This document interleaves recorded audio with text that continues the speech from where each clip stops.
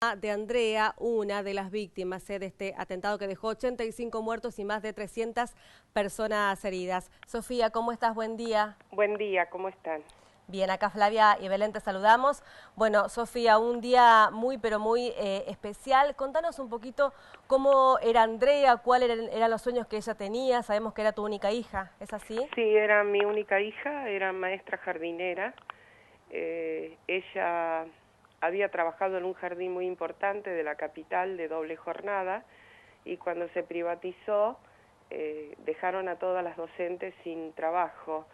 Ella buscaba anotarse en un jardín de jornada completa porque representaba más sueldo. Ella había conseguido ya trabajo, pero era un jardín de mediodía. Entonces yo le sugerí, porque en aquel entonces habíamos vivido 20 años a una cuadra de AMIA, aunque nunca habíamos entrado al edificio, que se anotara en la bolsa de trabajo que allí funcionaba. Y las miras de ella era otro jardín que estaba a 4 cuadras, que era de doble jornada. Bueno, que un día sí, que un día no, yo la acompañaba a todos lados, pero justamente el día que decidió ir, yo no pude hacerlo porque estaba complicada con mi trabajo y bueno, se anotó en el jardín que ella quería Sí. y que estaba a 4 cuadras de AMIA. Cuando nos comunicamos con ese jardín, cuando ella salió, hacía más o menos a la media hora, estalló la bomba. No sabíamos, nuestra preocupación era porque ella dijo que como se acercaba el Día del Amigo, posiblemente no iba a ir a AMIA, iba a esperar que yo la pudiera acompañar un día, sino que se iba a comprar regalitos para sus amigas porque se acercaba el Día del Amigo. Bueno, pero cuando fue el mediodía, que ella era muy puntual, y Sí. no vino, no avisó, no se sabía nada de ella, sabíamos que había entrado a la AMIA. Y bueno, estuvimos 7 días con sus noches buscándola. Tremendo.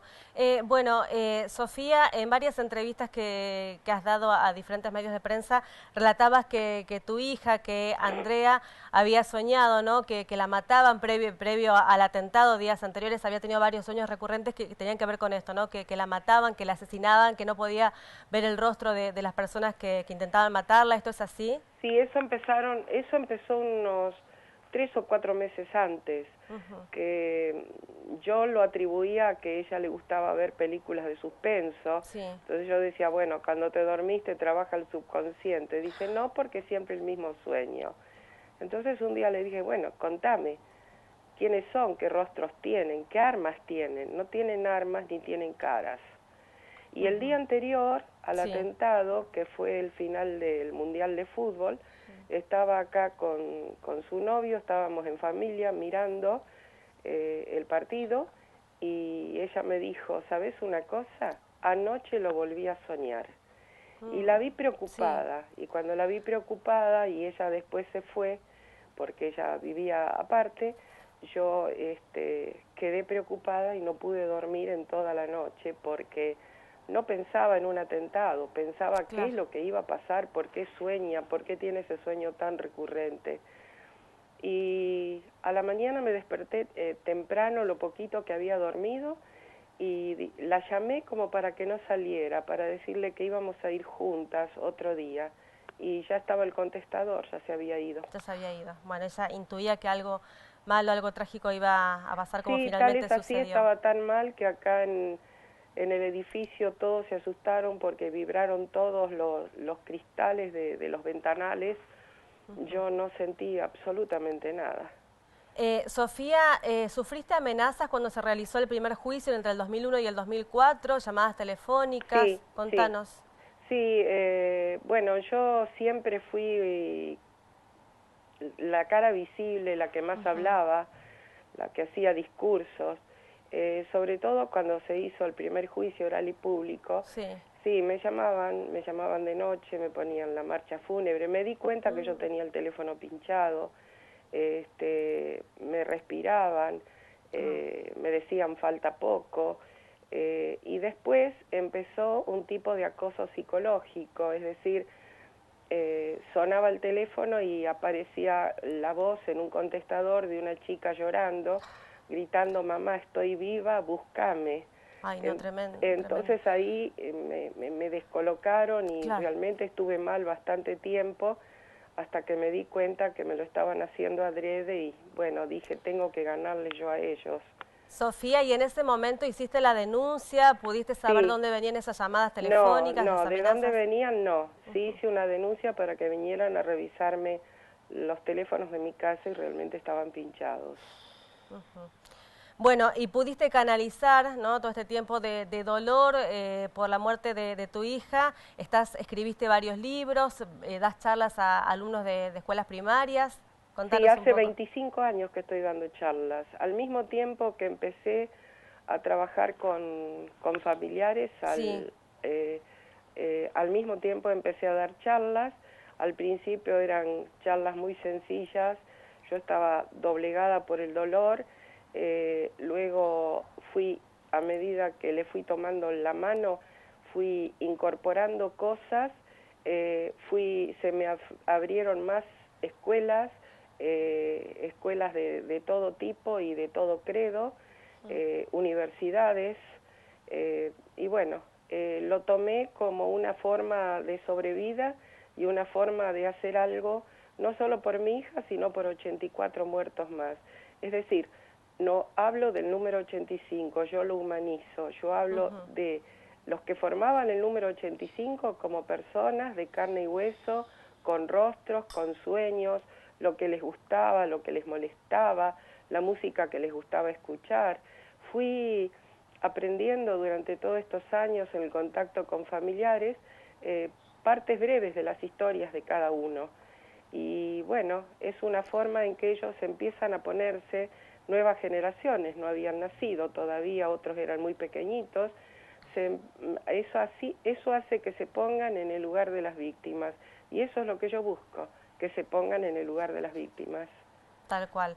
Bueno, Sofía, ¿qué piensa usted sobre el tratamiento político que hay detrás de este atentado, sobre el memorándum de entendimiento con Irán, sobre lo que pasó con el fiscal Nisman? ¿Qué es lo que usted opina? Bueno, esto acá siempre estuvo tapado por encubrimiento, por corrupción. El fiscal Nisman, no cabe ninguna duda de que fue asesinado, no fue un suicidio, lo conocíamos muy bien y sabíamos muy bien las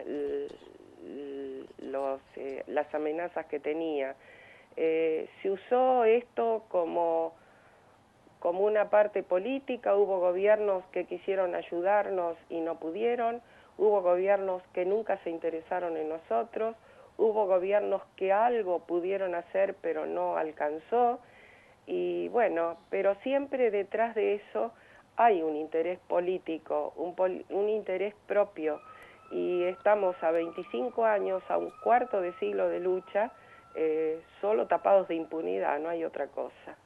Sofía, ¿usted cree que a Nisman lo asesinaron? ¿De quién sospecha o de quiénes No, sospecha? yo no puedo decir de quién sospecho porque no tengo ni la más remota idea, pero que él él nos comunicaba las amenazas que tenía.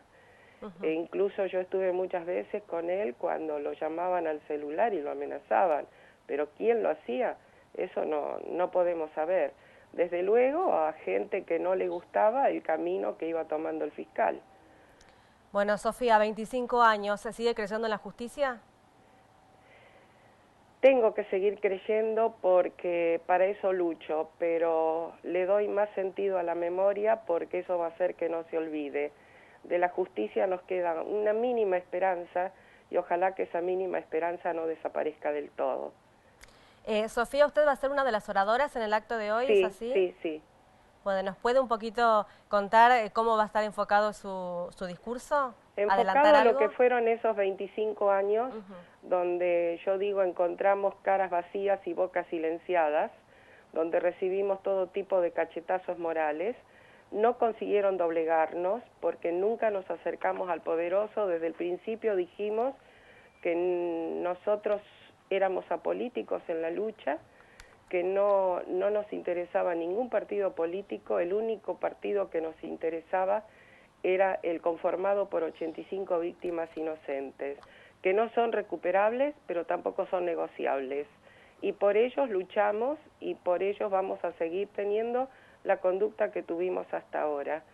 Y bueno, un poco de dardos a aquellos que no hicieron nada, contra el nefasto memorándum con Irán, contra algunas cosas, y también partes de afectividad, porque semejante pérdida no puede estar alejada de la efectividad. Sofía, le agradecemos muchísimo por esta comunicación telefónica, ha sido usted muy amable, y un saludo grande, bueno, para usted y para toda su familia. Muchas gracias, y muchas gracias a ustedes, porque para nosotros es importante la solidaridad de todos ustedes. Gracias, Sofía. Gracias, Hasta buenos luego. días.